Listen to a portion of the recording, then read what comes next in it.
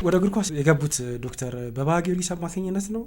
ክለቡም የእርሶ ነው ተብሎ ይነሳል። ከተወቀስኩም ልወቀስ የሚገባው ጊዮርጊስን በደለ ተብዬ አልነበረም። ዓለም አቀፍ ትልልቅ ተቋማት ላይ በስፖርቱ የሚገኙ ተቋማት ላይ ተጽዕኖአችን እየቀነሰ ነው እየመጣ የሚገኘው። እንደዚህ አይነት ጩኸቶች የቀልድ ጩኸቶች አይደሉም። በጣም ከባድ ጩኸቶች ናቸው። የአትሌቱን ስነ ልቦና መስረክ፣ ሌላ አትሌት እንዳይፈጠር ማድረግ። ኢትዮጵያ ብሔራዊ ቡድን ወደ ፍጻሜ እንዲያልፍና የመጀመሪያው ፕሬዚዳንት ለመሆን ተቃርበው ነበር 3 ተከታታይ ዋንጫዎችን በማሸነፍ።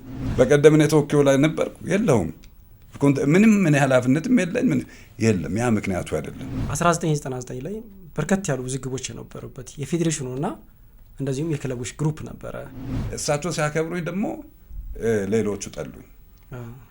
አዲስ አበባ ላይም ቅስቀሳ ነበረ በሙንታርቦ ከተማ ውስጥ። ምን ያልተሰራ ነገር።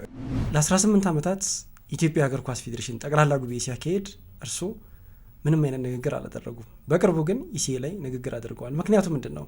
ቀጣይ የመምጣት ሀሳብ አሉት በፕሬዚዳንትነት? ሀገራችን ጎላ ብላ እንድትታይ ኢሳያስን ማገዝ እንጂ አሁን ለምን ገባለሁ? ቀጣይ ምርጫ ነው። ቀጣይ ምርጫ ላይ ይሳተፋሉ? ከስፖርቱ ይወጡ ስለሆነ ብዬ ነው። በቅርቡ እንግዲህ እንደ መንግስት ትልቅ የህዝብ እርካታ ይገኝበታል፣ የሀገር ገጽታ ይገነባበታል ተብሎ የታሰበው ስፖርቱ ነው።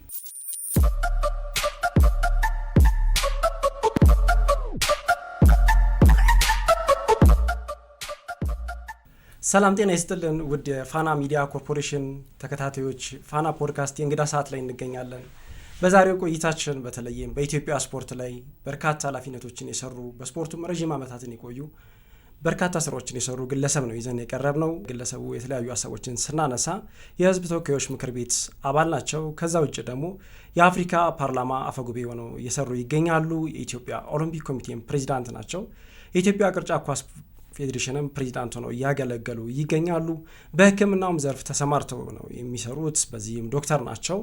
ይህኚህ እንግዳችን እንግዲህ የኢትዮጵያ ኦሎምፒክ ኮሚቴ ፕሬዚዳንት ዶክተር አሸብር ወልደጊዮርጊስ ናቸው። ዶክተር እንኳን ደህና መጣ። እንኳን ደህና ቆየ። እንግዲህ ፋና ቤት ነው፣ ተደጋጋሚ መጥተሃል፣ ብዙ ቆይታል፣ ብዙ ነገሮችን ትንብላል። ፖድካስት ለመጀመሪያ ጊዜ ነው የመጣው? ያው ለመጀመሪያ ነው። ረዥም ዓመት በስፖርት ቆይታል። ስፖርት ውስጥ ቆይ ደግሞ ብዙ ተሞክሮች አሉ። ባለፉት ዓመታት እንግዲህ ቢያንስ ከ20 ዓመት በላይ የዘለቀ ታሪክ አለ ስፖርቱ ላይ እና አሁን የስፖርቱን የኢትዮጵያን ስፖርት በወፍ በረር ብናየው ምን አይነት ቅርጽ አለው? የኢትዮጵያ ስፖርት እንግዲህ ጆይን ያደረኩት ወደ 1996-97 አካባቢ ነው። አሁን እንግዲህ ወደ እንዳልከው ገፍቷል እና በዚህ ጊዜ ውስጥ ያው ብዙ ነገሮች ተፈራርቀዋል። ጥሩ የነበሩ ውጤቶች፣ አኩሪ የነበሩ ድሎች ብዙ የቀጠሉበት ሁኔታ አይታይም። በዚያው ልክ ደግሞ አንዳንድ ድክመት የነበረባቸው ቦታዎችም ትንሽ የመታረም የመለወጥ ነገር የታየባቸው ሁኔታዎች አሉ። እንግዲህ በዚህ ጊዜ ውስጥ የተካሄደባቸው ብዙ ጥሩ ነገሮችም አሉ። በዚያው ልክ ደግሞ ተቋርጠውም ወደ ድክመት ወደ ውድቀት ያመሩ ነገሮችም አሉ። ህዝቡ በሚፈልገው ደረጃ፣ መንግስት በሚፈልገው ደረጃ ውጤት አስመዝግበዋል። ደግሞ በዚያው በተቃራኒም ህዝቡም በስፖርቱ ዙሪያ ማድረግ የሚገባውን እንዲያደርግ ምን ተደርጓል የሚለውንም ህዝቡስ ምን እያደረገ ነው የሚለውንም ለማየት የተቻለበት ሁኔታ ነው ያለው። በአጠቃላይ እንግዲህ አሁን ባለንበት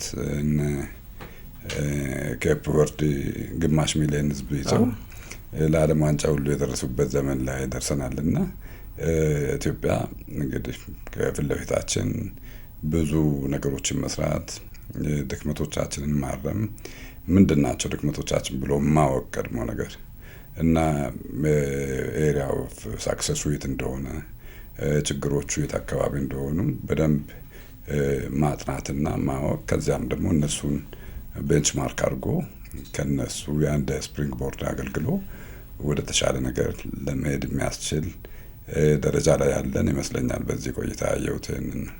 እሺ እንግዲህ ከትልቁ ነገር ተነሳን እና አሁን በቅርቡ የኢትዮጵያ አዳጊ ወጣቶች ኦሎምፒክ ተከናውኖ ነበረ። ከዓላማው አንጻር ይሄ ውድድር ለሁለተኛ ጊዜ ነው የተደረገው። ከመጀመሪያውም አንጻር አነጻጽረን ከዛ ውጭ ዓላማውስ በተሳካ ሁኔታ ተሳክቷል የሚለውን ብንመለከት በምን መልኩ ነው የተጠናቀቀው? የኢትዮጵያ ኦሎምፒክ ወጣቶች ጨዋታ ያው ለሁለተኛ ጊዜ ነው የተካሄደው። በዚህ ውድድር ላይ በእርግጥ ከመጀመሪያውም ይሄን ስናስብ የኢትዮጵያ ኦሎምፒክ ኮሚቴ ጠቅላላ ጉባኤ ባስተላለፈው ውሳኔ መሰረት ወጣቶችን ለማገዝ በተለይ በየክልሉ በየትምህርት ቤቱ በየትንንሽ ክለቦች ላይ ያሉ ወጣቶች ውድድር መድረክ ተፈጥሮላቸው ራሳቸውን የሚያውቁበት ራሳቸውን የት ነው ያለሁበት ብለው የሚገምቱበትና የሚመዝኑበት ኤሪያ ያስፈልጋቸዋል። ከዚያም ደግሞ በተለይ ተተኪዎች ላይ መስራት የተቋረጠበት ሁኔታ ስለነበረ ስጋት እኛም ላይ ስላሳደረ ያንን ነው መነሻ በማድረግ የኢትዮጵያን ስፖርት ማንሰራራት እንዲያስችለው ከወጣቶች ከታዳጊዎች መስራት አለብን በሚል ነው ውሳኔው የተላለፈው። በእርግጥ በአንደኛው ላይ በሙሉ አልተሳተፉም ነበረ። ሁሉም ክልሎች በተለያየ ምክንያት አልተሳተፉም እና ግን አሁን ሁለተኛው ላይ ሁሉም ክልሎች ሁሉም ከተማ መስተዳድሮች ተሳትፈዋል። ብዙ አትሌቶች ከ4000 በላይ የሚሆኑ አትሌቶች ተሳትፈዋል።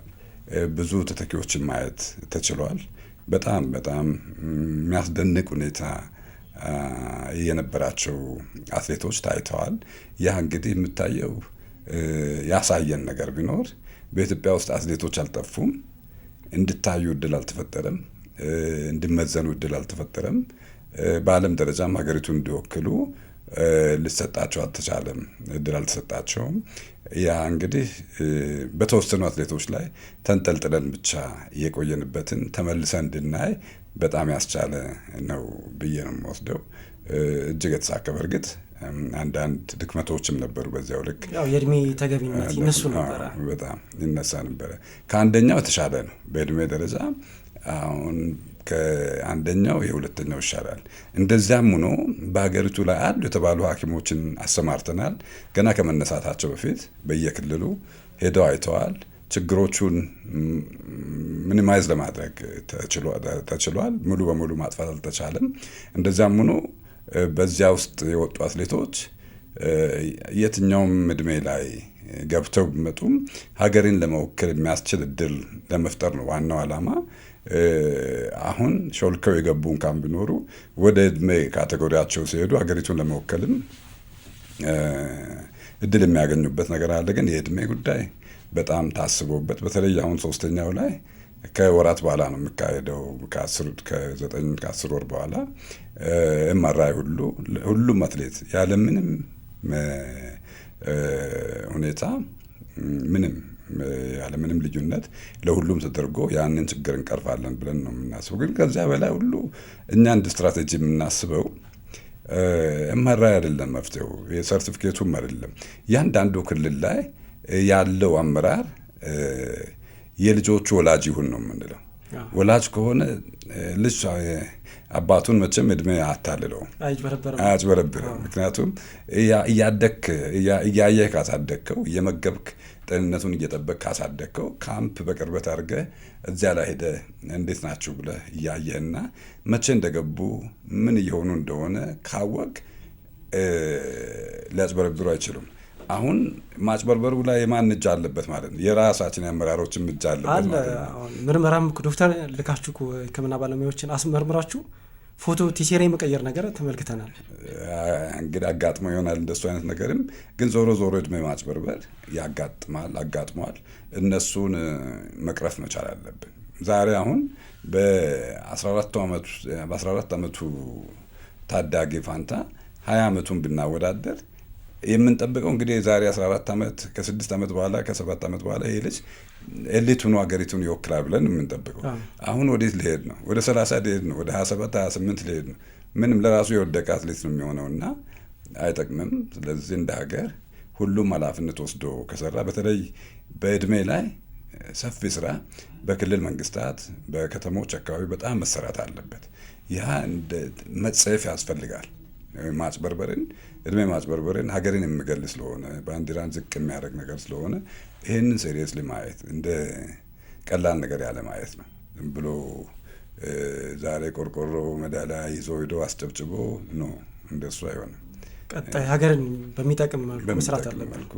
ፍላጎት እያለ የጋራ ዓላማ እያለ ሁሉም የሚመጡት ተርፏቸው አይደለም። እውነቱን ለመናገር ክልሎችም ከተማ አስተዳደሮችም ገንዘብ ግብር ከፋዩን ገንዘብ ለዚህ ቅድሚያ ሰጥተው በሚልኩበት ሰዓት ኢትዮጵያን ከፍ ብለው ይወክልልኝ የሀገሬን ማነው የክልሌን የከተማዬን ድርሻ በሀገሪቱ ላይ ኮንትሪቢዩት ያድርግ ብለው ነው የሚልኩት እና ከዚያ ውጭ የሆነ ነገር አይጠቅምም። ምንም ስለማይጠቅም ለወደፊት እነሱም ትኩረት አድርገው በደንብ ይስተካከላል ብለን ተስፋ እናደርጋለን። እዚሁ አዳጊዎች ላይ እንቆይና በተለይ ከዚህ ቀደም የኢትዮጵያ ኦሎምፒክ ኮሚቴ ተስፋ ያላቸውን አትሌቶች ይደግፍ ነበር። ብሔራዊ ሆቴል ማስገብቶ ስልጠናዎች ይሰጡ ነበር። ያ ለምን ቆመ ብለው የሚያነሱ ሰዎች አሉ። ለምን ቆመ? ያ መቆሙ ደግሞ ቢያንስ እንደዚህ አሁን ከውድድር በኋላ የሚመጡ አትሌቶችን እዛ ካምፕ የማስገባቱ ነገር መቀዝቀዙ ውጤት ላይ ተጽዕኖ ያመጣል ተብሎ ይታሰባል። ከዚህ አንጻርስ ለምንድን ነው የቆመው? እንግዲህ የኢትዮጵያ ኦሎምፒክ ኮሚቴ እንደምታውቀው አትሌቶችን አይይዝም። የሚይዙት ብሔራዊ ፌዴሬሽኖች ናቸው። ብሔራዊ ፌዴሬሽኖችን ነው እኛ የምንደግፈው። ምክንያቱም የእኛ አትሌት የለም። የኢትዮጵያ ኦሎምፒክ ኮሚቴ የራሱ አትሌት የለውም። አትሌቱ ያለው የክለቦች ነው። አሁን እንኳን አይተህ ከሆነ ውድድር ላይ የመጡ ጊዜ ኦሎምፒክ ሲያወዳደር ሙሉ ኃላፊነት ወስደው ያወዳደሩት እያንዳንዱ ፌዴሬሽን ነው። እኛ ማገዝ ነው። ውድድሩ ሲዘጋጅ የኦሎምፒክ ከሁለት በላይ ፌዴሬሽኖች ከተወዳደሩ ያ የኦሎምፒክ ውድድር ነው የሚሆነው። ያንን በዚያ ደረጃ እናግዛለን። ግን ያው እንዳልከው በኢትዮጵያ ኦሎምፒክ ደረጃ የአትሌቶች መያዝ ሳይሆን አትሌቶች መያዝ ያለባቸው በመንግስትም ነው ብዬ አላምንም። መያዝ ያለባቸው በክለቦች ነው። ክለቦች ሁሉንም ስፖርት አይነት መያዝ አለባቸው። እግር ኳሱንም፣ አትሌቲክሱንም፣ ሳይክሊንጉንም ሁሉንም ክለቦች መያዝ አለባቸው። ክለቦች ይዘው ውድድር አድማሳቸውን አስፍተው ከዚያ ሀገርን የሚወክሉ አትሌቶችን ለማውጣት መስራት አለባቸው። አሁን ብዙ ጊዜ ብዙ ክለቦች ክለብ የሚባሉት እግር ኳስ ከያዙ ብቻ ነው። እንደዛ ነው። መስፈርቱን አያሟሉም አብዛኞቹ። ክለብ ይባላል አንድ ነገር ነው የሚኖራቸው። እሱ ጥሩ አይደለም። እሱ ጥሩ ስላልሆነ ክለቦች በተጠናከረ መልኩ ሁሉንም ስፖርት በሚያድግበት መልኩ ሜዳሊያዎች፣ ዋንጫዎች ሊመጡ በሚችሉበት ደረጃ አሁን በቅርቡ እንግዲህ እንደ መንግስት ትልቅ የህዝብ እርካታ ይገኝበታል፣ የሀገር ገጽታ ይገነባበታል ተብሎ የታሰበው ስፖርቱ ነው። በስፖርቱ ላይ በሁሉም ስፖርቶች አሸናፊ ብሔራዊ ቡድን መፍጠር አለብን ተብሎ ነው የተያዘው። ያ ደግሞ ተገቢ ነው። ይህን ደግሞ ልናደርግ የምንችለው እያንዳንዱ ክለብ ከታች አሳድጎ ፌዴሬሽኖች ጋር በጋራ ሰርቶ ከኦሎምፒክ ኮሚቴ ጋር በጋራ ሰርተው የጋራ ፕላን ኑሮን በዚያ ልክ ካልተዘጋጀን ያስቸግራል። አሁን በቅርቡ ይሄ የጀመረው ሁለተኛ ኦሎምፒክ በጣም ጠቃሚ ነው። ብዙ ወጣቶችን ማውጣት ተችሏል። በእውነት ለአይን ራሱ የሚያሳሱ ልጆች ናቸው። አሁን መሰናክል ላይ የታዩ ወጣቶች ተስፈኛ ልጆችን አይተናል። የሚገርም ነገር ነው። በመጡበት ፍጥነት ነው የሚዘሉት እንጂ ቆመው ገና ተዘጋጅቶ አይደለም የሚዘሉ የነበረው። ያ እንግዲህ እውነትም እኛ ያው ዝቅ ብለን ወርታች ወርደን መስራት እንዳለብን በጣም ያሳየ ነው። ብዙ በዝላይ ላይ በማንታወቅባቸው በአጭር ሩጫ በ400 በ100 በ200 የታዩ ልጆች ከአይን ያውጣችሁ የሚባሉ ናቸው። ስለዚህ ይህንን ሁሉ ይዞ እንግዲህ አሁን እነሱ ታዩ። በክለቦች ካልተያዙ ወዴት ነው የሚሄዱት? ተመልሶ ይበተናል። የተለፋውን ልፋት ከንቱ ይበተናሉ። እኛ አሁን በእኛ በኩል የአንጎላ ጨዋታ አለ። አንጎላ ላይ የሚሄዱ አትሌቶችን በሙሉ ፌዴሬሽኖች መልምለው የሰጡን ከዚያ ነው። አሁን እያስመዘገብናቸው ነው ያሉት እነኚህ ልጆች። ከአመት በኋላ ደግሞ የኦሎምፒክ የወጣቶች ጨዋታ ዳካር ላይ የሚካሄደው ለመጀመሪያ ጊዜ በአፍሪካ ምድር ላይ የሚዘጋጀው እሱን እንግዲህ ከእነኚህ ልጆች በቅተው ለዚያ ሀገሪቱ እንዲወክሉ ነው የምንሰራው። ግን አትሌቶች መያዝ ያለባቸው በክለቦች ነው። መንግስትም ደግሞ ስትሪክትሊ ያንን አቅጣጫ አስቀምጦ አሁን ሀገሪቱ ካስቀመጠችው መሪ እቅድ አኳያ ክለቦችም በዚያው ልክ መዘጋጀት አለባቸው። በዚያው ልክ መስራት አሁን ብዙ እየሰሩ በደከሙ ጉልበታቸውም ኃይላቸውም እየተመናመነ በሄዱ አትሌቶች ላይ ተጫዋቾች ላይ ብቻ ማተኮር አይጠቅምም። ገንዘቡንም በልክ አድርጎ ለታዳጊዎቹ በከፊል ማድረግና ሌላውን ለዓላማቸው ማዋል ያለባቸው ይመስለኛል። እንግዲህ የኢትዮጵያ ኦሎምፒክ ኮሚቴን ስናነሳ አንደኛው የምናነሳው ነገር ከሁሉም ፌዴሬሽኖች ጋር ቀጥተኛ ግንኙነት ያለው ፌዴሬሽን ኮሚቴ እሱ ብቻ ነው። ሌሎቹ ራሳቸውን ችለው ነው የሚንቀሳቀሱት። ከዚህ አንጻር በተለይም ዓለም አቀፍ ተሞክሮን ከማስፋት አንጻር በምን መልኩ ነው ፌዴሬሽኖች መቃኘት ያለባቸው? ምክንያቱም ዓለም አቀፍ ትልልቅ ተቋማት ላይ በስፖርቱ የሚገኙ ተቋማት ላይ ተጽዕኖችን እየቀነሰ ነው እየመጣ የሚገኘው እና የኢትዮጵያ ኦሎምፒክ ኮሚቴ ተሞክሮ ምን ይመስላል? ሌሎች ውስጥ ምን መውሰድ አለባቸው? የእኛ ተጽዕኖ እንዲያድግ ተጽዕኖችን አደጋ ማለት ውድድር እናዘጋጃለን። ከዛ ውጭ ሌሎችንም ነገሮች ይዞልን ይመጣል። ብዙ ነገሮች እንደ ሀገር ስፖርቱንም ለማልማት የምንጠቀማቸው ነገሮች ያመጣል። ምን መሰራት አለበት? አዎ ይህ እንግዲህ የሀገራችን የስፖርት ፖሊሲ የሚያስቀምጠው ህዝባዊ አካሉ የኢትዮጵያ ኦሎምፒክ ኮሚቴ እና ፌዴሬሽኖች ስፖርቱን ይመራሉ፣ መንግስት ያግዛል፣ ይደግፋል ነው የሚለው።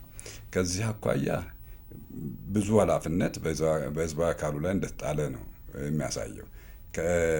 አሁን ምን ማለት ነው? በሀገር ውስጥ ብቻ የተወሰነ ሊሆን አይችልም። የብሔራዊ ፌዴሬሽኖችና ኦሎምፒክ ኮሚቴ ኃላፊነት ሀገሪቱን በአፍሪካ ደረጃ የመሪነት ሚና እንዲኖራት ተጽዕኖ ፈጣሪ እንድትሆን ለማድረግ ሁሉንም የማብቃት በአፍሪካ ደረጃ ያሉትን የመሪነት ውድድር ክፍት ቦታዎች በአግባቡ አይቶ በጋራ አቅዶ ለዚያ የሚበቁ አመራሮችን ማብቃትና ካምፔን አድርጎ ለዚያ ኃላፊነት እንዲበቁ ማድረግ የግድ ይላል። በሀገር ውስጥም በዚያው ልክ ብሔራዊ ፌዴሬሽኖች በሚያደርጉት ውድድርና የልማት ስራዎች ላይ ጥናቶች ላይ ምርምሮች ላይ የኢትዮጵያ ኦሎምፒክ ኮሚቴ ያው ይደግፋል። አብረን ነው የምንሰራው። በጀት በቋሚነት እንሰጣለን። በተቻለ መጠን እንደዚሁ ማዕከል ላይ የሚያጋጥሙ ውድድሮችም ሲኖሩ የኢትዮጵያ ኦሎምፒክ ኮሚቴ ይደግፋል። እንዲወዳደሩ በአፍሪካ ደረጃ በዞን ደረጃ እንዲወዳደሩ ድጋፍ ይሰጣል እና በዚያ ደረጃ በተለይ ጥናቶችና የምርምር ስራዎች ላይ ወርክሾፖች ላይ ከኦሎምፒክ ሶሊዳሪቲ ጋር በመሆን በጋራ ይሰራሉ። እንግዲህ ብሔራዊ ፌዴሬሽኖች የሚያወጡት እቅድ ወሳኝ ነው። ያ እቅዳቸው ቀድሞ መያዝ አለበት፣ ለዓለም አቀፉ ኦሎምፒክ ኮሚቴ መተላለፍ አለበት። በዚያ ደረጃ ነው እንግዲህ እየተደጋገፍን እየሰራን ያለ ነው እና አሁን ካሉት ፌዴሬሽኖች ጋር በጣም በአግባቡ በመተባበር እየተሰራ ነው ያለው። ከአቅም በላይ የሆኑ ነገሮች እስካሁን አልገጠሙም። ግን እንደተባለው ህዝብ በሚጠብቀው ደረጃ ደሊቨር አድርገናል ወይ የምለው አጠያያቂ ነው። አልደረገም። አሁን ካለው ቅድም እንዳልኩት ክቡር ጠቅላይ ሚኒስትሩም ካስቀመጡት አኳያ በዚያው ልክ ኤክስትራ ማይሌጅ ሄዶ ስራዎችን መስራትና ውጤታማ ማድረግን የሚጠይቅ ይመስለኛል። እንግዲህ ቅድም አሁንም አነሱትና በተለይ ከዚህ ቀደም የኢትዮጵያ ኦሎምፒክ ኮሚቴ ከተለያዩ ፌዴሬሽኖች ጋር ግጭቶችም ነበሩ፣ አለመስማማቶችም ነበሩ። አሁን ያ ነገር እየተፈታ ነው የመጣውና በምን መልኩ ፈታችሁት? ይህስ ተሞክሮ በቀጣይ ስፖርቱ ላይ ለሚኖሩ ስብራቶች በምን መልኩ ተሞክሮ ነው መቅረብ ይችላል? የእናንተ መፍትሄ እንግዲህ አሁን ምንድን ነው የኢትዮጵያ ኦሎምፒክ ኮሚቴና ብሔራዊ ፌዴሬሽኖች አሁን መስማማታችን ያለመጣላታችንን ነው የሚያሳየው። ምክንያቱም ሽማግሌ ተቀምጦ የተነጋገርንበት የለም። ምንም ቤዚክ ነገርም በእኛ መሀልም አልነበረም እና ምስ አንደርስታንዲንጎች ዝም ብለው ይፈጠራሉ። ብዙ ጊዜ አሁን አንዳንድ ጉዳዮችን በተለይ ከፌዴሬሽኖች ጋር ተያይዞ ከሚዲያ ነው እንጂ የምንሰማው ለራሳችን አሁን እነሱንም ብጠይቅ ከኦሎምፒክ ጋር ችግር አለኝ ወይ እኛም ብጠይቅ ከየትኛው ፌዴሬሽን ጋር ችግር አለብን ብለን ለይተን አናውቀው። ምክንያቱም ብሔራዊ ፌዴሬሽኖች በጣም ዲማርኬትድ የሆነ ኃላፊነት ነው ያለባቸው። እኛም በዚያው ልክ ነን። የእኛ ስራ የታወቀ ነው።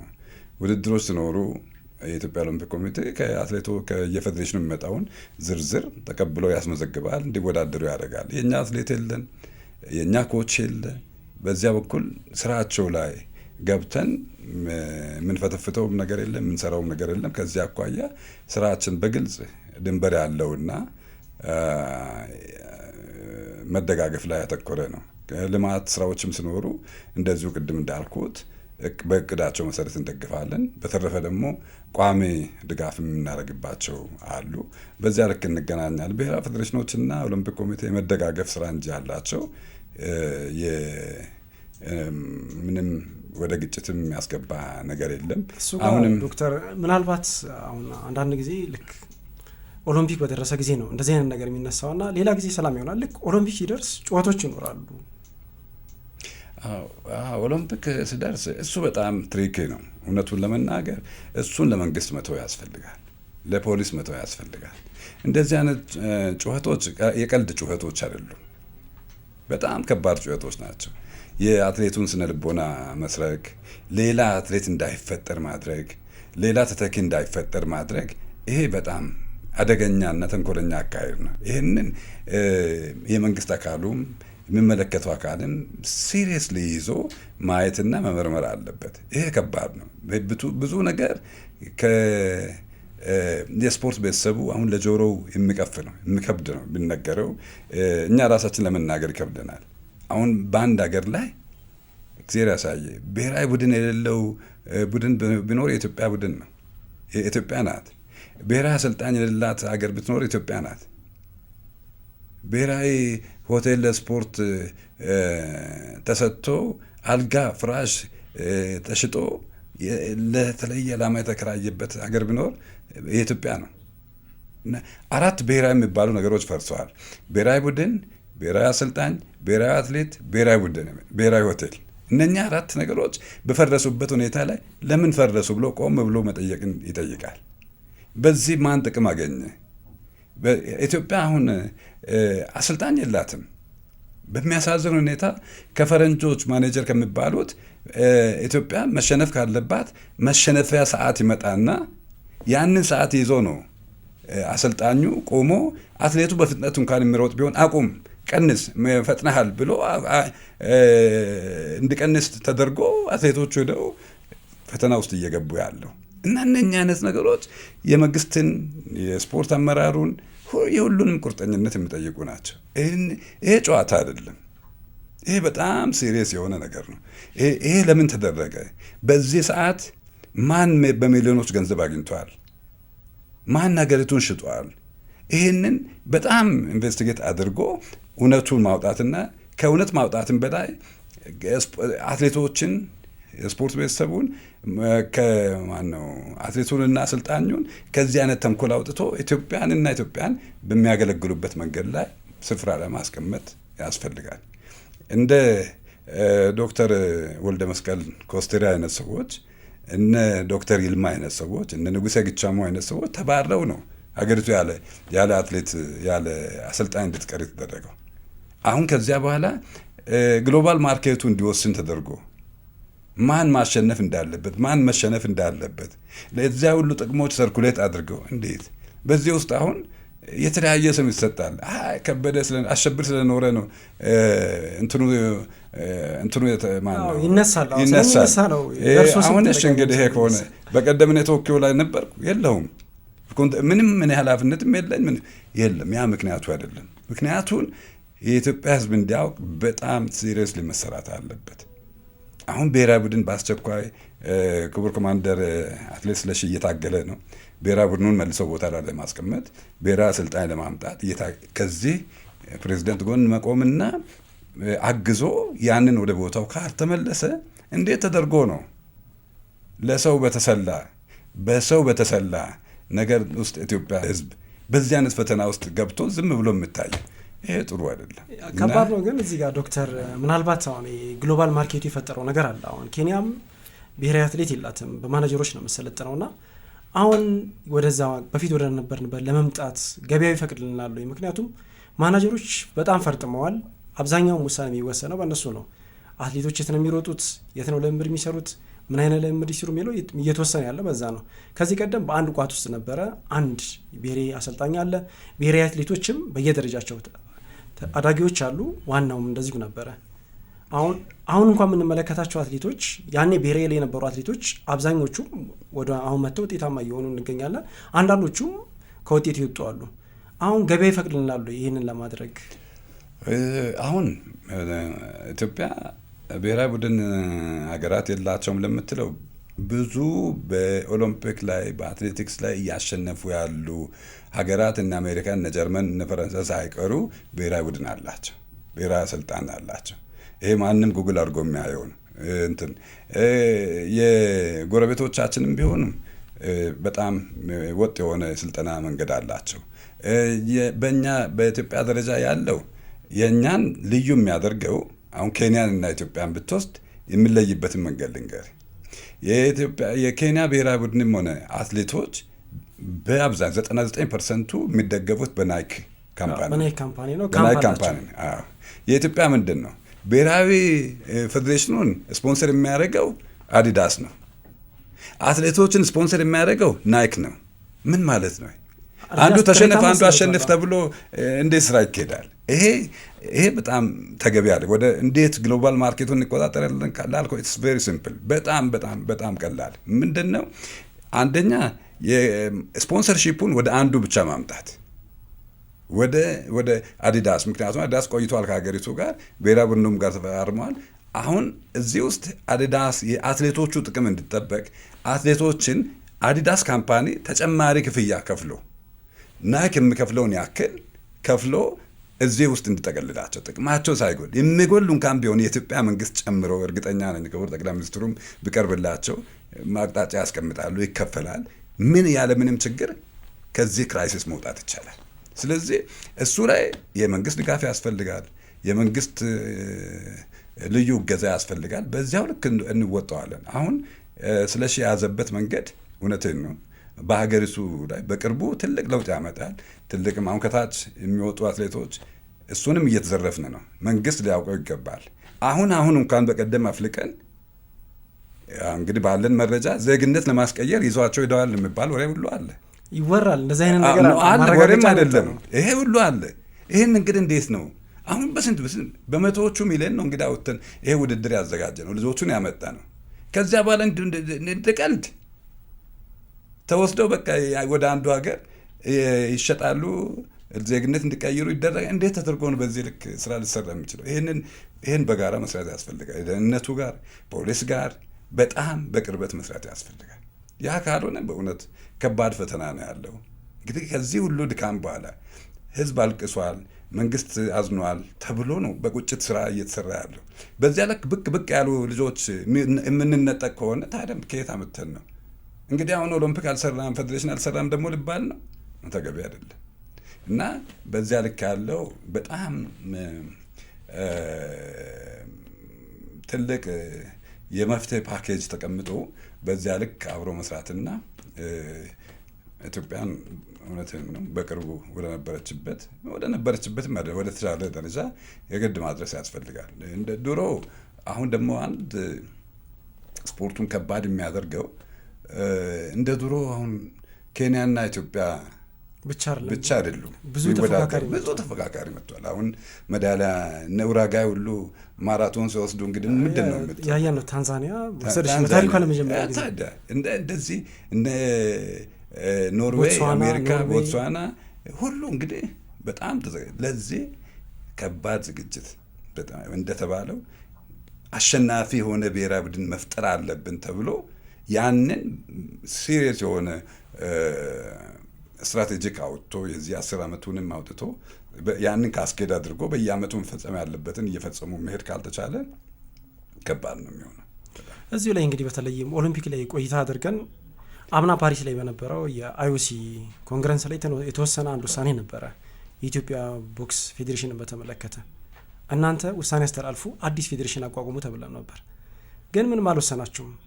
ዳተኝነት ነው ወይንስ የሚቀበላችሁ አካል አጣችሁ? ኖ ቦክሲንግ ላይ እውነቱን ለመናገር ፓሪስ ላይ ጉባኤ ነበረ። ትክክል ነው። ፓሪስ ላይ ጉባኤ ሲካሄድ ቦክስ በፊት ሳስፔንሽን ላይ ነበረ፣ እግር ላይ ነበረ። አሁን እንዲሰረዝ ነው የተሰረዘው ማለት ነው። ቦክሲንግ ከኦሎምፒክ በቃ የለም፣ አይባ የሚባለው የለም። እና ይሄንን ሲያቀርቡ እኔ ጉባኤው ላይ ከ209 ሀገር ብቻዬን ነኝ ኦልሞስት የቆምኩት። ቆሜ አንደኛ የኮንፌዴሬሽኑ ፕሬዚደንት ኢትዮጵያዊ ነው፣ ጓደኛዬ ነው፣ አውቀዋለሁ። እና እነሱም ሊደመጡ ይገባል። ሁሌ ምንድን ነው ይህ ደንብ ብቻ አውጥቶ አፍሪካ ላይ ዳምፕ ማድረግ ተገቢ አይደለም። እኔ በዚያ ልክ ነው የማየው። እኔ እንደውም ይህን ስናገር እንደ ስፖርት አመራር ብቻ ሳይሆን እንደ ህዝብ ተወካይም ህዝቡን በአህጉር ደረጃ እንደሚወክልም ሰው ነው የምናገረው ብዬ ነው የተናገርኩት።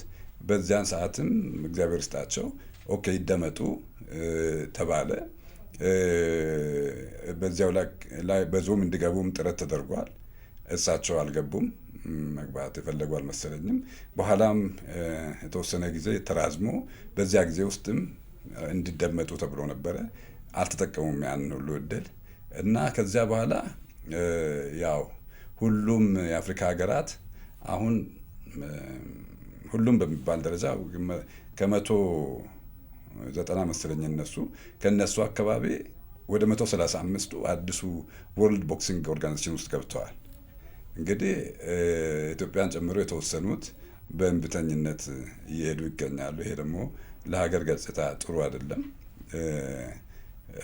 ኢትዮጵያንም ብዙ ነገሮችን ፈርማ ነው የተቀበለችው። ያንን የምታከብር ሀገር ናት። እኛ እንደ ኢትዮጵያ ኦሎምፒክ ኮሚቴ በእርግጥ አዲሱ ፌዴሬሽን እንዲቋቋም ስራዎች መሰራት ነበረባቸው። ግን ዞሮ ዞሮ እኚህ ግለሰብም እኛን የኢትዮጵያ ኦሎምፒክ ኮሚቴ ወንጀለኛ እንደሆነ አድርገው በጋዜጣ አስወርተው ፍርድ ቤት ከሰውን ስለነበረ ጊዜ ወስዷል። እኛም አሁን እንደምታውቀው ብዙ ስራዎችን ሳንሰራ ቆይተን አሁን ነው ወደ ስራ ያው በፍርድ ቤት ውሳኔ እስካሁን እግድ በሚባል ብቻ ነው የቆየው። በእርግጥ የስፖርት ጉዳዮች ወደ መደበኛ ፍርድ ቤቶች አይሄዱም፣ ህጉም አይፈቅድም። ግን እስካሁን ፍርድ ቤት ማየት እችላለሁ አልችልም የሚል ብይንም አልሰጠም። ግን እግዶችን እነሱ በአቋራጭ አሳግደው ስለነበረ ፈተናዎች ነበሩ። ደሞዝ መክፈል እንኳን ማንችልበትና ከኪሳችን አውጥተን ስንከፍል ነው የቆየ ነው። ያ አልፎ በዚህ በትርምሱ መሀል ነው ቦክስ ፌዴሬሽንም ሳይቋቋም የቆረውና አሁን በቅርቡ ይቋቋማል ብዬ ተስፋ አደርጋለሁ። ቦክሲንግ ካነሳን የኦሎምፒክን ጉዳይ ጠቅለል እንድናደርገው ቀጣይ ሎስ አንጀለስ አለ 2028 ላይ ና ከአሁኑ ስራዎች መሰራት አለባቸው። የኢትዮጵያ ኦሎምፒክ ኮሚቴ የጀመራቸው ስራዎች አሉ ለሎስ አንጀለስ ኦሎምፒክ? የኢትዮጵያ ኦሎምፒክ ኮሚቴ ያው አሁን ከኢፌዴሪ ባህልና ስፖርት ሚኒስቴር ጋር በጣም በቅርበት ነው የምንሰራው። ጥሩ አመራሮች ናቸው።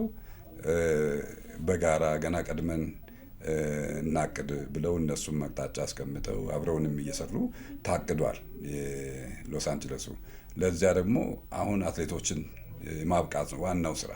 አዳዲስ ፊት ማምጣት ነው ዋናው ስራ። አዳዲስ ጠንካራ አትሌቶችን ማዘጋጀት ነውና በየደረጃው ከብሔራዊ ፌዴሬሽኖች ጋር ፖቴንሻል ካላቸው ብሔራዊ ፌዴሬሽኖች ለኦሎምፒክ ሊበቁ ይችላሉ ከሚባሉት ብሔራዊ ፌዴሬሽኖች ጋር በቅርበት ያው እቅዶች እንዲወጡ ተደርጓል። እነሱም ወደ መሬት ማውረድና ከአሁኑኑ ያው በተለይ ከአትሌቲክስ ጋር ተያይዞ ያለው የሜዳ ችግር ተቀርፏል እና እሱ አሁን ጥሩ ነው ያለው። በሀገሪቱ ላይ ያሉትን እንግዲህ አሁን ዋናው የኢትዮጵያ ችግር ብዙ ጊዜ ከአዲስ አበባ መውጣት ፍላጎት የማጣት ነገር አለ ብሔራዊ ቡድን ሲዘጋጅ። ያ ደግሞ ብዙ ጊዜ ዋጋ እያስከፈለን ነው እና እሱን በጥንቃቄ ማየትና ሙያተኞች በጣም ሳይንቲፊክ በሆነ መንገድ ያንን ጥናት አጥንተው እንዲናገሩ፣ ሌላው እቅዱን ከባህልና ስፖርት ሚኒስቴር ጋር ከብሔራዊ ፌዴሬሽኖች ጋር በጋራ ወደ መሬት ማውረድ አቅጣጫ አስቀምጠዋል። ኦልሬዲ የመንግስት አካሉ የባህልና ስፖርት ሚኒስቴር፣ የስፖርት ዘርፍ ሚኒስትሩም ዴይሊ ነው የሚከታተሉት። ክቡር አቶ መኪዩ እየተሰራ ነው ያለው። ዘንድሮ የተሻለ ስራ እንሰራለን ብለን ተስፋ አደርጋለሁ። እሺ፣ ሌላኛው ጉዳይ የምናነሳው ባህ ጊዮርጊስ ነው። ባህ ጊዮርጊስ የሚባል ክለብ ነበረ ይሳተፍ ነበርና ወደ እግር ኳስ የገቡት ዶክተር በባህ ጊዮርጊስ አማካኝነት ነው። ክለቡም የእርሶ ነው ተብሎ ይነሳል። ባህ ጊዮርጊስ ክለብ የሚባል እኔ ገና ከውጭ ያው እኔ እውነቱን ለመናገር ጊዮርጊስ ደብር ውስጥ እየቀደስኩ ነው ያደግኩት። ቤተሰቦችም የራሳችን ደብር ቤተክርስቲያን አለ ባህ ጊዮርጊስ የሚባል እና ከሱ አኳያ እድገትም ህይወትም ከጊዮርጊስ ጋር የተያያዘ ነው። በጣም በጥልቀት የተያያዘ ነው። እንደ ሰው አይደለም ይሄ ከክለብ ከምናምን ፍቅር የዘለለ ነው ይሄ እና ህይወቴ በሙሉ ከቤተሰቦች ጋር ተወራርሶ የመጣ ነገር ነው ያለኝ እና ክለብ ባህ ጊዮርጊስ የሚባል ክለብ ነበር። ያ ክለብ 90ዎቹ ውስጥ ቦንጋ ላይ የደቡብን ጥሎ ማለፍ አሸንፈው እዚህ አዲስ አበባ ድረስ አምጥተ ነው በቃ ትላልቅ የሚባሉ ቡድኖችን በሙሉ አርበድብዶ ብዙ ታውቆ ነበር የሄደው እና ከዚያ በኋላ እውነት ነው የክልሉ መንግስት የደቡብ ክልል ያን የጋራ ቤት ነበረን። እነሱ ዶክተር አሸብር ወደ እግር ኳስ ካልገባይ ብለው ያመጡልኝ። እምቢ አልኳቸው። የመጀመሪያ ጊዜያት እምቢ አልኩኝ። መጨረሻ ላይ በሆነ ቀን ተሳሳትኩ ማለት እችላለሁ። ይሻልኩኝ ከዚያ እኔ ባልገባ ይሻለኝ ነበር እውነቱን ለመናገር እና ከገባው በኋላ ደግሞ 2 ወር ነው የሰራሁት።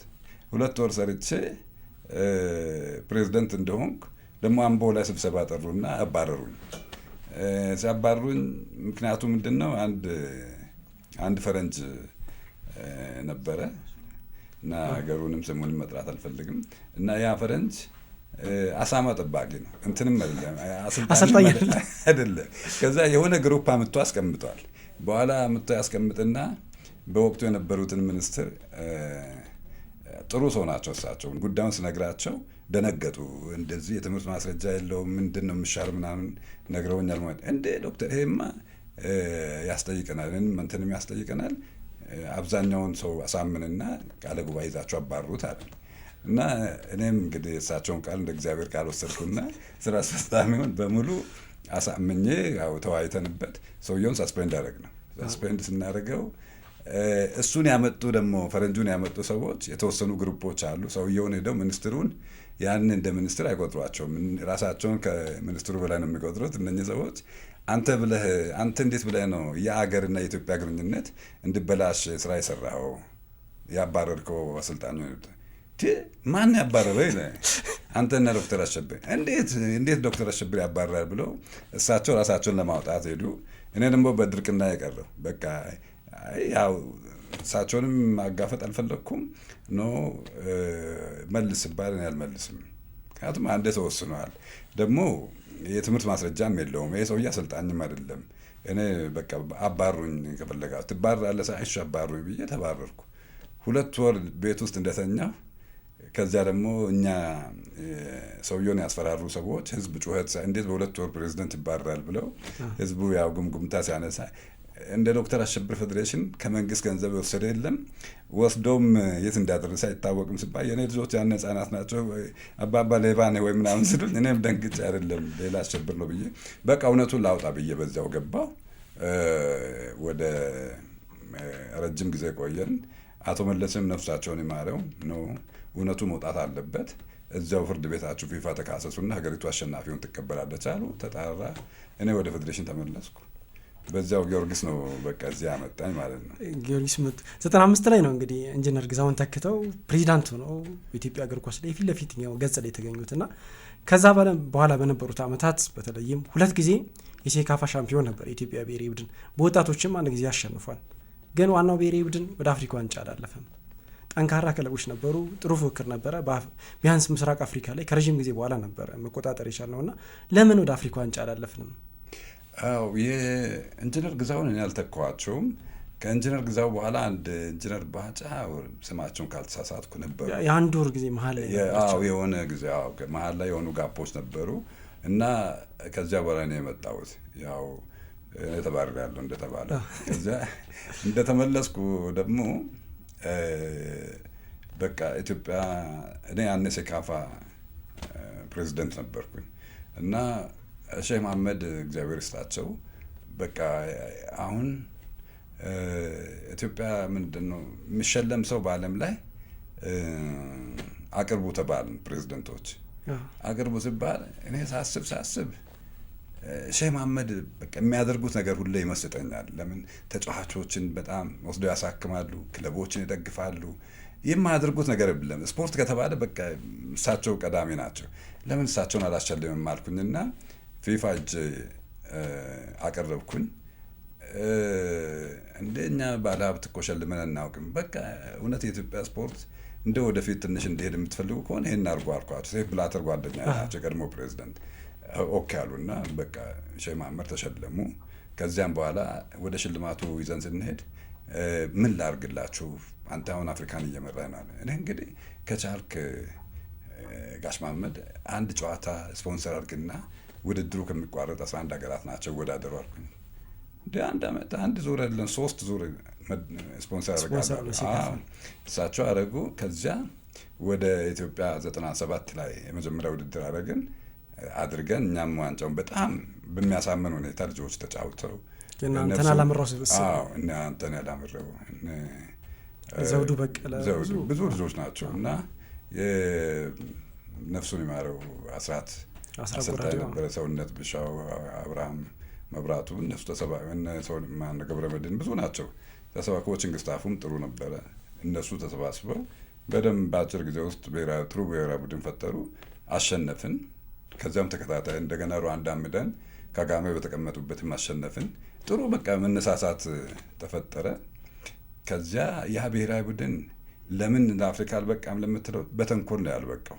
በጣም በተንኮል የማይገባቸውን ሰዎች ወክለን ወደ ሊቢያ ላክን። ሊቢያ ላይ የማይሆን ሜስ ፈጠሩ። በቃ የሚወራው ብዙ ነው፣ ኮራፕሽን ምናምን የተለያዩ ነገሮች እንጂ ያ ብሔራዊ ቡድን ምንም ጫፍ ላይ ደርሶ እኮ ነው የወደቀው። 2 ጨዋታ ነበር የቀረውና አሰልጣኙም ከዛ በኋላ ተሰናብተዋል። አሰልጣኝ ሰውነት ብሻው ያነሱም ነበረ። ግን እነሱ ሳይሆኑ እኛ የወከልናቸው ከፌዴሬሽን የሄደ ግለሰብ ሜስ ፈጥሯል ነው የሚባለው። የተለያየ ስራው ተሰርቷል። እንዳያልፍ ሆነ አላለፈም እንጂ ያኔ ማለፍ ይችል ነበር። ያ ብሔራዊ ቡድን በጣም ጠንካራ ቡድን ነው። በአፍሪካ ደረጃ እንግዲህ ብዙ ነገሩ ሀገራትን እዚህ ጋብዘንም እንጫወታለን። ሁሌ ያሸንፋል። የመጨረሻዎቹ 2 ጨዋታዎች ደግሞ አዲስ አበባ ላይ ነበሩ። ድል ነበረ፣ አሸንፈናል። ሊቢያንም 1-0 አሸንፈናል እና እንትንንም አሸንፈናል። ምንድን ነው ኮንጎ ዲአርሲም ከኛ ጋር ነበረ እና ሊቢያን እዚህ አሸንፈን እዛ ጋር ሄዶ የተሰራው ስራ ነው። ያን ትንሽ ትክክል የማይጥም ነገር የነበረው እሱ ነው። ዞሮ ዞሮ በዚያ ምክንያት አልገባንም። መግባት ነበረብን። ሁሌ ይቆጨናል። ግን ደግሞ እግዚአብሔር ባለቀን ነው። በኋላ ከ31 ዓመት በኋላ ራሱ መልሶ ሰውነት ይዞት ገብቷል። ጥሩ ነው። እዚህ ብሔራዊ ቡድን ላይ ካነሳን ምናልባት የ1998ቱ ሴካፋ ላይ ውዝግብ ነበረ።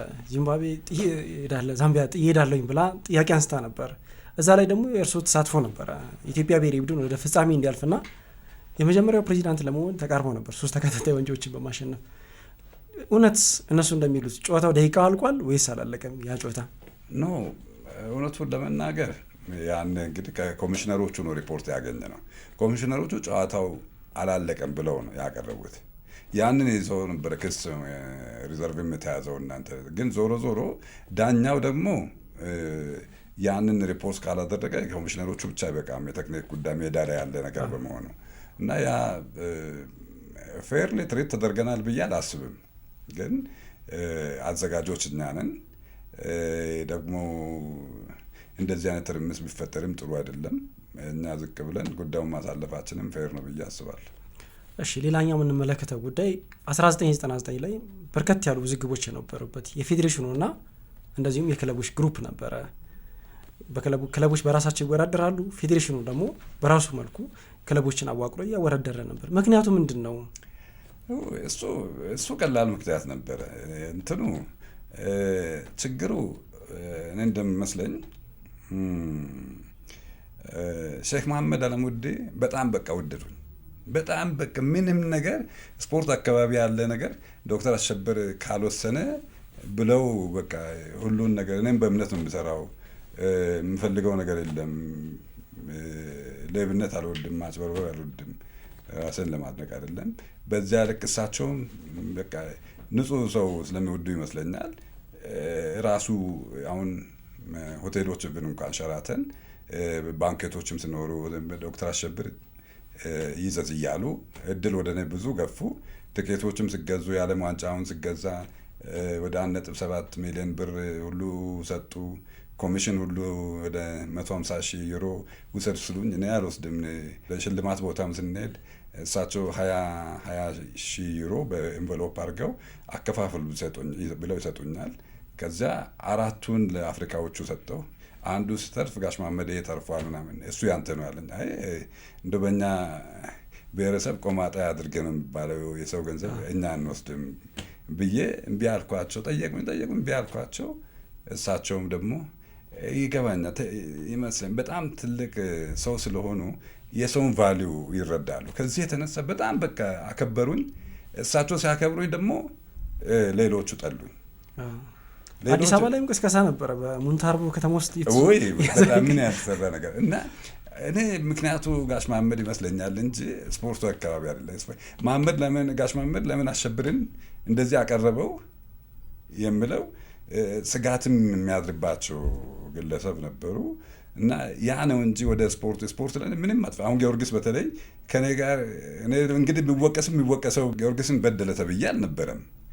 ጊዮርጊስ ላይ እኔ ጊዮርጊስን በድየውም አላውቅም። ምናልባት እንደውም በኋላ ምን ብላ አስወሩ። አሁን የጋሽ መሐመድ ነገር ስመጣ ጊዮርጊስን አፈርሳለሁ ብለዋል ዶክተር አሸብር አፈርሳ እንዴ! አንደኛ ጊዮርጊስን ማፍረስ ጊዮርጊስ ራሱ እንደነገርኩ ህይወቴ ውስጥ ያለ ነው፣ ደሜ ውስጥ ያለ ከታቦቱ ጀምሮ ማለት ከክለብ የዘለለ ነው። እንዴ አፈርሳለሁ ብሎ ጊዮርጊስን አፈርሳለሁ ማለት አንድ ጊዮርጊስን ለማፍረስ እኔ ኃይል የለኝም፣ እኔ ሰው ነኝ። ሁለተኛ የፌዴሬሽን ፕሬዚደንት ነኝ። ማንኛውም ፌዴሬሽን ፕሬዚደንት ህልሙ ምኞቱ ክለቡ አድጎ በአፍሪካ ደረጃ አሸንፎ በዓለም ደረጃ አሸንፎ ማየት ነው እንጂ እንደዚህ አይነት ትንሽ ነገር ውስጥ ገብቶ ክለብ ላፍርስ ብሏል ተብሎ ያ እንግዲህ ይሄ ሁሉ የሚያደርሰው መሐመድ የመርህ ሰው ነው። የመርህ ሰው ስለሆነ በቂ በጣም አሳማኝ ምክንያት አቅርበ ዶክተር አሸብር እንደዚህ ያደረገ ካልተባለ የሚያምኑ ሰው አይደሉም። እና ያ ሁሉ ግጭቱን ለማስፋት የተካሄደበት ነው እንጂ ምናልባት ያንተነ ዝውውር ይሆን ከኒያላ ወደ ጊዮርጊስ ያደረገው ዝውውር እርሱ አገረውት ነበር እሱ ይሆን የነበረው የእንትን ምንድን ነው ሰብስቤ ሸገር ከኒያላ ወደ ጊዮርጊስ እሱ ምክንያት ሆኖ አይደለም። እሱ ማንኛውም ተጫዋች ይዛወራል። ሲዛወርም ያው በህጉ መሰረት ይዛወሩ ነው የተባለው እንጂ የተከለከለ ነገር የለም። እና ያ ለማጋነን ተፈለገ። እንደዚህ ይሄ ክለቡን ለማፍረስ ክለብ ተጫዋች እንዳይዛወር ሁሉ ምንም እኔ አንደኛ ጊዮርጊስ እኔ ስለወደድኩት አይደለም፣ ጠንካራ ክለብ ነው። የኔ ክለብ ስለሆነ አይደለም፣ በቃ ታሪካዊ ክለብ ነው።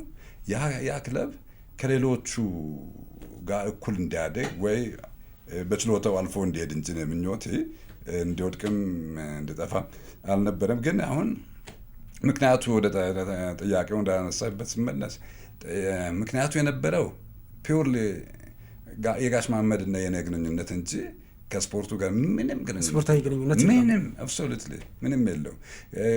አሸብር ክለብ ያፈርሳ ነው። በጊዮርጊስ ራሱ ስሙ ይከብደኛል። ተው ማፍረስ እኔ ግለሰብ ነኝ። ከዛ አኳያ በዚያ የቆመን ክለብ ነው።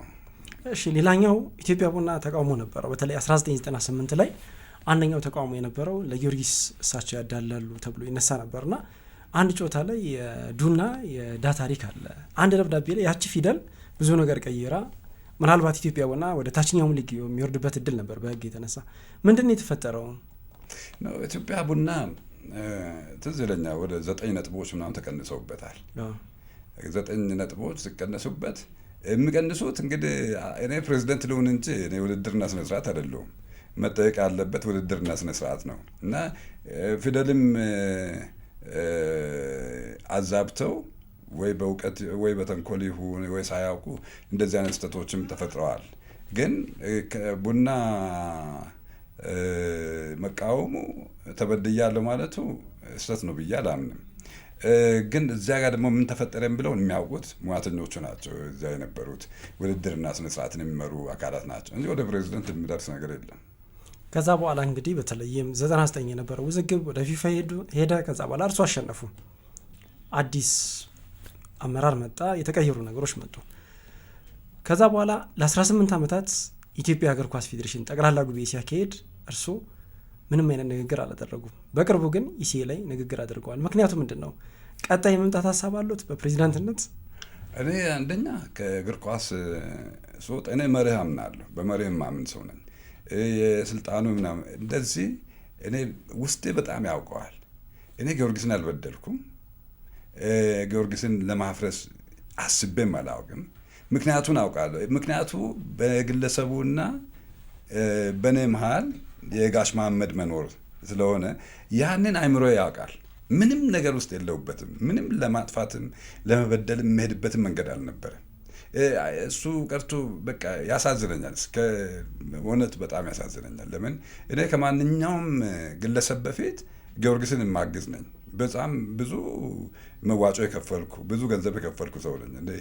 አሁን ጊዮርጊስን እየረዱ ያሉ ግለሰቦች ያንን እንደዚህ ለማድረግ አቅም የላቸውም። እኛ በረዳንበት ሰዓት በዚያ ልክ የሚረዱ ግለሰቦች አይደሉም። አሁን በእርግጥ ጋሽ መሐመድም ሰጥተው ሌሎች ካምፓኒዎችም ሰጥተው እንትን ብለዋል፣ ማገዝ ችለዋል። ግን እኛ በራሳችን እናግዝ ነበረ እና ከዚያ በኋላ ያ ሁሉ ፈተና ደርሶብኝ ከክለቡም ስለይ ከእግር ኳስ ፌዴሬሽንም ስለይ አሸንፌ ቢሮ ሰብረው የወሰዱትን በሕግ አስመልሼ ከተረከብኩ በኋላ ጉባኤ ጠርቼ ኦኬ እናንተ አሁን እኔ አውቃለሁ። አሁን ያመንኩት ምንድን ነው ትልልቅ ካምፓኒዎችን እነ ምድሮክን እነ ሼክ መሐመድን እግር ኳስ አጥተህ መምራት ይከብዳል። ከነሱ ተለይተህ ስፖርትን መምራት ይከብዳል። እኔ አሁን ሳስብ ነው እኔ አሁን እንግዲህ እነኚህ ሰዎች እድል አግኝተዋል፣ መሐመድን አጣልተዋል፣ ስፖርቱ ይጎዳል። ስለዚህ እኔ መውጣት አለብኝ ብዬ በራሴ ወስኜ ጉባኤ ጠርቼ ተንኪው እኔ ለህግ በላይነት ነው የሄድኩት፣ እናንተ ከፈለጋችሁ ምሩ። ደግሞ ጥዬ መውጣት ነበረብኝ። ጥዬ ወጣሁ። ከወጣሁ በኋላ ከቆየው ከረጅም ጊዜ በኋላ በቅርቡ ጉባኤ ላይ ተጠራው። ክቡር ፕሬዚደንት ኢሳያስ ጅራ ጠሩኝ፣ ተገኘው። ያው ኖርማል ነው። ቅድም እንዳልከው ብሔራዊ ፌዴሬሽኖችና ኦሎምፒክ ኮሚቴ ተስማምተን ነው የምንሰራው። ያ ከዚህ አኳያ ነው የጠሩት ነው እንጂ ሌላ ነገር የለውም። ቀጣይ ለፕሬዚዳንትነት አይወዳደሩም? እግር ኳስ ማገዝ ነው ያለብን። አሁን በፕሬዚደንት ኢሳያስ እግዚአብሔር የሚያውቀው ከአቶ ይድነቃቸው በኋላ የመጀመሪያው የወጣ ሰው ነው። አሁን እሳቸው ፕሬዚደንት ሆነዋል። እሱ ስራ አስፈጻሚ ነው። ትልቅ አቺቭመንት ነው።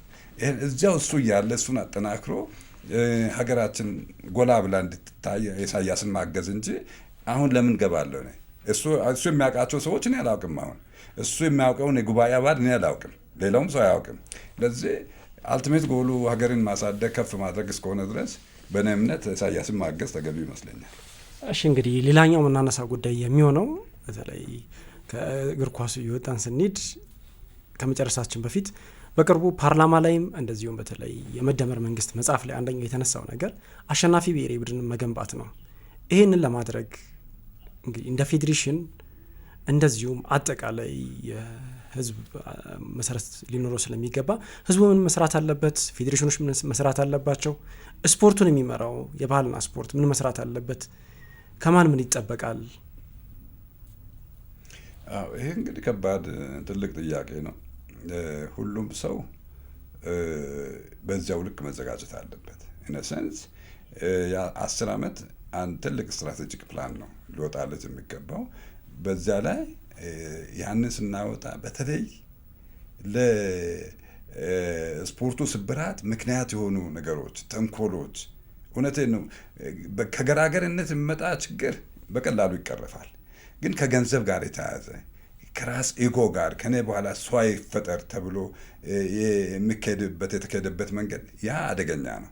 እነኚህን ነገሮች እና ሌሎችን ጨምሮ በጣም በጥናቱ ፍንትው ብሎ መውጣት አለበት። የነበረው ችግር ለውድቀታችን ለችግራችን ምክንያት ምንድን ነው ተብሎ ተለይቶ እዚያው ፕላን ውስጥ መውጣት አለበት። ያ ፕላን ውስጥ ከወጣ በኋላ እያንዳንዱን ደግሞ አርሞ ይሄ ቻሌንጁ ይሄ ከሆነ በዚህ መልክ ሄደን ሚቲጌት እናድርግ ተብሎ በደንብ መሰራት አለበት። እንግዲህ በይሄኛው እንዲሁ ተነስቼ እኔ ወይ ሌላው አንድ ግለሰብ ተናግሮ የሚፈታ ጉዳይ አይደለም። መንግስት አቅጣጫ አስቀምጧል። 10 ዓመት ደግሞ ሰፊ ትልቅ ጊዜ ነው። በደንብ ከተሰራ በታዳጊዎች ላይ ከተሰራ አሁን በመንግስት ደረጃ በፌዴራል ደረጃ ይሄ ከተቀመጠ በክልሎችም ደረጃ ክልል መንግስታት ኃላፊነት ወስደው እያንዳንዱ ክልል አካዳሚ መስራት ባይችል ካምፕ ኑሮት እዚያ ለአትሌቶችን አሰባስቦ ከብሔራዊ ፌዴሬሽኖች ጋር ከክልል ቅርንጫፍ ኦሎምፒክ ኮሚቴ ጽህፈት ቤቶች ጋር ተባብሮ በደንብ ከሰራ በፌዴራል ደረጃ መንግስት በተለይ ባህልና ስፖርት ሚኒስቴር አሁን በጀመረው ደረጃ በቅርበት ከብሔራዊ ፌዴሬሽኖች ጋር በጋራ ማቀድ መስራት ከተቻለ ቀላል ነው። 11 የእግር ኳስ ተጫዋች ወይ አትሌቶችን ወይ ሌሎችን መፍጠር አያቅትም። በደንብ እንችላለን ብዬ ነው የማስበው። ሌላኛው መነሳት ያለበት ጉዳይ ብዬ ማስበው ከስፖርት ወጣ ብለው ፖለቲካው ላይ ይሳተፋሉ። 2002 ምርጫ ላይ እርሶ ሲመረጡ አንድ ዘፈን ነበር በከፍኛ ሚሞ። ሙዚቃው እንዴት ወጣ? እንዴትስ ወደዛ ወደ ፖለቲካ አውድ ገቡ? እሱ በጣም እንትን ነው። እኔ አሁን አንደኛ እንትኑም ውስጥ ለመግባት አልነበረም። ምናልባት እኔ አሁን ዋና ወደዚያ ስገባ ፓስፖርት ተነጠቅኩኝ፣ ከሀገር ውጭ እንዳልወጣ ተደረግኩ እና ያ ሁሉ ሲደረግ ነው እንግዲህ አሁን የሞት ሽረት ታች እጄ መወዳደር አለብኝ ብዬ ነው የሄድኩት። ሲሄድ መንግስት እንግዲህ ያልተለመደ ነው። አንድ ግለሰብ እዚያ አካባቢ በራሱ መወዳደር፣ እኔ የራሴን ምርጫ ካምፔን ስፖንሰር ማድረግ አለብኝ፣ መክፈል አለብኝ ሁሉን ነገር። ዘፈንም ማዘጋጀት ነበረብኝ። ቅስቀሳ ነው ቃር ሆነ የሚል በቃ ድምጻችን ነው ተነስተናል፣ ማንም አያሸንፈንም የሚል በደንብ የቅስቀሳ ዘፈን ነፍሱን ይማረው አንድ ዋንጌው የሚባል ልጅ ገዛኝ ዋንጌው የሚባል ልጅ በጣም ጎበዝ ነው፣ ጥሩ አርቲስት ነው። እሱ ሰርቶ ሰጠን። ብዙ ዘፈኖች ናቸው የነበሩት እና የራሳችን ደግሞ ጋዜጣ የትም የማይሰራጭ ለቦንጋ ብቻ ዲፌንደር የሚባል ጋዜጣ አዘጋጀን። በቃ በደንብ ካምፔን አደረግንና በጥሩ ሁኔታ አሸንፈን ወደ ፓርላማ ገባው ማለት ነው። ፓርላማ ገብተው አሁንም የፓርላማ አባል ሆነው እያገለገሉ ይገኛሉ። ቀጣይ ምርጫ ነው። ቀጣይ ምርጫ ላይ ይሳተፋሉ? ከስፖርቱ ይወጡ ስለሆነ ብዬ ነው። እንግዲህ እኔ አሁን የፓርቲ አባል ነኝ። እኔ በራሴ የምወስነው ነገር የለም። ፓርቲው ዶክተር አሸብር ይጠቅማል ይወዳደር ካለ ያወዳደራለሁ። አንድ የፓርቲ አባል ማለት ወታደር ነው። ወታደር ደግሞ ስታዘዝ መፈጸም እንጂ ለምን እንዴት ምናምን አይልም። እኛም በዚያው ልክ ዝግጁ ነን። መንግስት ገዢው ፓርቲያችን ተወዳደር ካለኝ ይወዳደራለሁ። አትወዳደርም ካለኝ ደግሞ የሚወዳደረውን ደግፌ አብሬ ካምፔን አድርጌ አስመርጣለሁ። ወደ ግል ባህሪው ስንመጣ እንግዲህ በተለይ በርካታ ያሉ ሰዎች ይፈሩታል። ዶክተር አሸብር ኃይለኛ ናቸው፣ እሳቸው መናገር አስቸጋሪ ነው ብላ ያነሳሉና ዶክተር አሸብር ምን አይነት ሰው ናቸው? ባህሪያቸውስ ምንድን ነው? ለቀረባቸው ሰው ምን አይነት ምላሽ ነው የሚሰጡት? እንግዲህ ከእርሶም ጋር እኮ ረጅም እንተዋወቃለን። ቁጡ ልሆን አልሆን በራሶት ያውቃሉ። እኔ አይደለሁም። እኔ እንደኔ ትዕግስተኛም ሰው የለም። ግን ትዕግስት ሁሉ ገደብ አለው። በመብቴ ሲመጡ ሲያሳንሱኝ፣ ክብሬን ሲነኩ ያኔ ያው እንደ ማንኛውም ሰው ሪያክት ያደርጋለሁ። ያ ካልሆነ ሰውን ፈልጌም አላጠቃም፣ ኢንቴንሽንም አይደለም፣ ምንም ጉዳይም የለኝም። ሰውን በማክበር እንጂ በማሳነስ የሚገኝ ነገር የለም። ግን ይሄ ሁሉ ምንድን ነው? ያው ከዚህ ከቦንጋ ምርጫ በፊት ደቡብ ላይ በጣም ሁሉም አመራሮች እንከባበራለን፣ አብረን ነው የምንኖረው። አሁን በአሁኑ ሰዓት እኔ እንደው ይገርመኛል የኢትዮጵያ መንግስት እኔም በዚያ ልክ ተቀብሎ አክብሮኝ መስራቱ ይገርመኛል። ለምን የተዘራብኝ ፕሮፓጋንዳ የጥላቻ ነገር ከባድ ነበረ። ከደቡብ ተነስቶ መላ ሀገሪቱን በቃ ዶክተር አሸብር የተባለ ሰው እንዲፈራ እንዲጠላ ብዙ ነገር ነው የተሰራው። ይሄ ራሱ የፈለቀው ከኛ ክልል ነው፣ ከኛ ቤተሰብ ከኛ አካባቢ ነው። ያ ረጅም ጊዜ የቆየ ነገር እየተሰበረ መምጣቱ መንግስትም እየቀረበኝ ህዝቡም እየቀረበኝ ሲመጣ በቅርበት ሲያውቀኝ አሸብር የሰላም ሰው እንጂ የተንኮልም የጸብም ሰው እንዳልሆነ ገና ነው መንግስትም ሌላውም አካል እየገባው የመጣው እንጂ የተሰራብኝ ስራ በጣም መጥፎ ነበር። በጣም ሚስአንደርስቱድ ተደርጌ ነው የኖርኩት። ከስብና ውጭ ስብና ተሰጥቶኝ የሌለብኝ ክፋት ተጽፎ የሌለብኝ ተንኮል ተጽፎብኝ ነው የኖርኩት። ፈጣሪ መቼም ኃያል ነው። ያን ሁሉ የተወጣሁት በእግዚአብሔር ኃይልና መታዘብና መገንዘብ የሚችሉ ትላልቅ ሰዎችም መሪዎችም ሀገራችን ላይ ስላሉ እንጂ በእኔ ላይ የደረሰው ፈተና በማንም ይድረስ የሚባል አይደለም። እሺ፣ ሌላኛው የምናነሳው ጉዳይ የቤተሰብ ጉዳይ ነው። ዶክተር አሸብር ከስራ ውጭ ከሌሎች ጉዳዮች ውጭ ቤት ሲሄዱ ምን አይነት አባት ናቸው? ምን አይነት ቤተሰብ መሪ ናቸው? ምክንያቱም ሁሉ ነገር የሚነሳው ከቤተሰብ ስለሆነ። እኔ በቤተሰብ በኩል በጣም የታደልኩ ሰው ነኝ። ባለቤትም ያው አብራኝ በአንድ ሀገር እዛ ሶቪየት ህብረት የተማረች ልጅ ናት።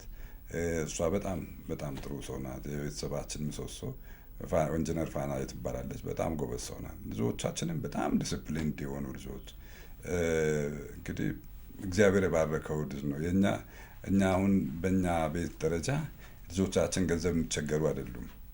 ገንዘብ የሚያገኙ ህጻናት ደግሞ ብዙ ጊዜ መጥፎ ነገር ውስጥ ይገባሉ። ይሄ የእግዚአብሔር ምርቃት ሆኖ ልጆቻችን በትምህርታቸው ካልሆነ ሌላ ነገር ውስጥ ምንም ውስጥ የሚገቡ ልጆች አይደሉም። እግዚአብሔር ይመስገን በጣም። እኔ ደግሞ ውጭ ጉዳዩ እንኳን ቢኖረኝ ቤት ስገባ እርግፍ አድርጌ ትቼ ቤት አሁን ስሄድ የቤተሰብ የአባት ነኝ። የአባትነት ኃላፊነት አለብኝ። የቤተሰብ ኃላፊነት አለብኝ። ከእነሱ ጋር የሚገባቸውን ጊዜ ባይሆንም በአቅሜ ሰጥቼ አብሬ በጣም በፍቅር ነው የምንኖረው። በቅርቡ አንድ ልጅ ድረዋል። እንዴት ነበረ ሰርጉ? ልጁ የታላቅ ወንድሜ ልጅ ነው። ታላቅ ወንድሜ እኛን ያሳደገ፣ እሱ ደግሞ ያለ ጊዜው ያርፋል። ያርፍና ልጁ በጣም እኔ ውጭ ሀገር እያለሁ ቀብር ስንሄድ 6 ዓመት ልጅ ነው ወይ 5 ዓመት ልጅ ነው እና ያኔ አንተ የት ነው የምትኖረው ብለው ስጠይቁት እኔ የምኖረው አጎቴ ዶክተር አሸብር ጋር ነው ይላል። እና ይሄ ልጅ እናቱ አለች፣ ሌሎች ቤተሰቦቹ አሉ። እኔ ደግሞ ኢትዮጵያ ውስጥ አልኖርም። በቃ እውነቴን ነው፣ ቅስሜ ነው የተሰበረው። ላኖር አልችልም። እኔ ውጭ ሀገር ነው የምኖረው። ግን ያ ከመጣው በኋላ ልጁን በጣም ያው እዛም ሆኜ እያገዝኩት ከመጣው በኋላም በአግባቡ ይዤ አስተማርኩት። ሐኪምም ሆነ ከዛ እሱን ዳርን፣ ያው እንደ ልጄ ማለት ነው። እሱን ድረን ደስተኞች ነን በጣም። እሺ ሀሳባችን ጠቅለልና በተለይም እዚህ ስቱዲዮ የመጣ ሰው ፋና ፖድካስት ላይ የተሳተፈ ሰው ሀሳቡን አንሸራሽሮ የፈለገውን ነገር ተናግሮ መሄድ ስላለበት እርሶም በርከት ያሉ ሀሳብ አንስተዋልና ቆይታችን እንዴት ነው? ምንስ ይጨመር? በቀጣይ የምናቀርባቸው እንግዶች ላይ ምንን ይዘን እንምጣ? በመጀመሪያ ደረጃ ስለጠራችሁን እና እናንተ ጋር እንዲቆዩ ስላደረጋችሁን ከፍ ያለ ምስጋና እናቀርባለሁ። ብዙ ነገሮችን የዳሰስ ነው። ከግል ህይወትም ከሀገር ስፖርትም ሁሉም ጋር ተያይዞ ነውና የቀረበው። ፋና በእኔ እምነት መስራት የሚገባውን እየሰራ ነው፣ ማድረግ የሚገባውን እያደረገ ነው። ለወደፊት ደግሞ ከኔ የበለጡ ሙያተኞችን ትልልቅ ሰዎችን አቅርቦ እኔም እንደዚሁ ተመልሼ ቲቪ ላይ ተመልካቹን ለማየት ጓጓለሁ።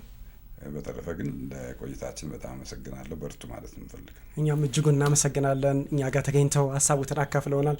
ረዥም በተለይም በስፖርቱ የነበሩትን ልምድ ነው ያጋሩት። ለበርካቶች ትምህርት ይሆናል ብለን ተስፋ እናደርጋለን። ተመልካቾቻችን ፋና ፖድካስት ዛሬ ኢትዮጵያ ኦሎምፒክ ኮሚቴ ፕሬዚዳንት የነበሩትን ዶክተር አሸብር ወልደ ጊዮርጊስን ይዞ ቀርቦ የተለያዩ ሀሳቦችን አነሳ። በዚህ ቆይታችን በተለይም በርከት ያሉ ትምህርቶችን እንዳገኛችሁ ተስፋ እናደርጋለን። በቀጣይ ሌላ እንግዳ ይዘን እንደዚሁ እንቀርባለን። ማን ይቅረብ የሚለው እንደዚሁ በሶሻል ሚዲያ ገጻችን ላይ ሀሳባችሁ ማካፈል ትችላላችሁ። ለአሁኑ ግን ሰናይ ጊዜ ይሆንላችሁ።